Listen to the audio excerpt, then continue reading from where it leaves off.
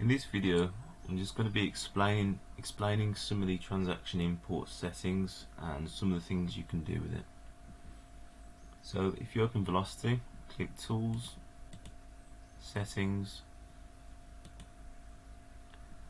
and click on Network Settings tab there, and then click on Transaction Import. So this is where I'll just be explaining some of the things it can do. So just to start, the automatic transaction import, which is that green MX Connect box that pops up, by default is every 30 seconds. So for whatever reason, if you want to delay that, you can put in a longer timer if you wish. So for example, put 300 for 300 seconds, or 120 seconds for 2 minutes if you wish. So that's where you change the interval. You can put it on manual if you want. So if you click on the drop down, click manual. What that means is it doesn't automatically import, and to import you have to click scale, import, and click MX Connect import. That will then, well, when you click it, it'll ask which network. So for example, Sharp, click OK. That will manually pull them through. So if we just go back, so that's what that does.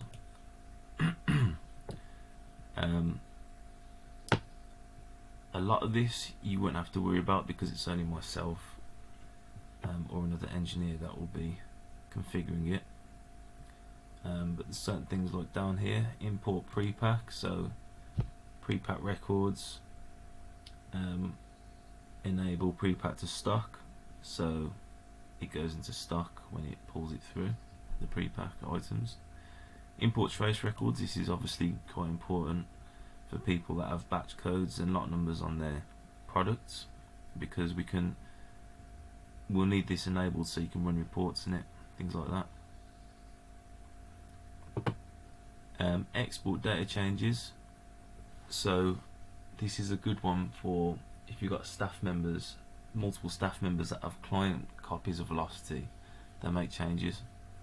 So when this is disabled, to send any changes you have to click this button, export changes, to send changes to the scale. When this is enabled, they will automatically send, so you won't need to click that. Just be careful if you wish to enable that, because any change you make will go straight to scale.